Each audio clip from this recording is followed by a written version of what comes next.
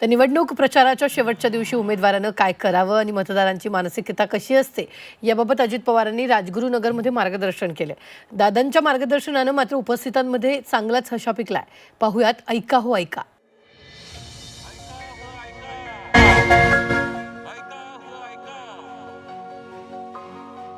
माझी कार्यकर्त्यांना विनंती, आता काही तासच राहिले, आता फेटे बांधून फार रुबाबदार दिसलाय, फोटो काढायचा आता जाता जाता, परंतु लगेच फेटा काढा आणि कामाला लागा। आणि आजची रात्र ही फार डोळ्यात तेल घालून पहा। आणि माझी तुम्हाला विनंती आहे, मतदानाच्या आदल्या दिवशीची रात्र सगळेजण विचार करत असतात, काळजी घेत असतात की कुणाला मतदान करायचं, कुणाला मतदान करायचं, त्याच्या मेंदूला विचारत असतात। रात्री उशिरापर्यंत डोळे उघडे ठेवून विचारत असतात काय करायचं काय नाही। कोणतरी बाहेरनं चाऊल वाजले की म्हणतात, आहे मी जागा आहे, मी करतोय, विचार करतोय।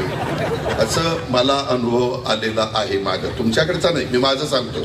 नाहीतर म्हणाले इथे आलं आपल्याकडेच येतो, आपलंच काहीतरी काढत बसलो। मी जे चुकीचं जे वेगळं सांगतोय, जे तुम्हाला पटणार नाही ते सांगतोय, ते माझ्या बारामतीचं, आणि पटेल ते सांगते ते माझ्या राजगुरूचं।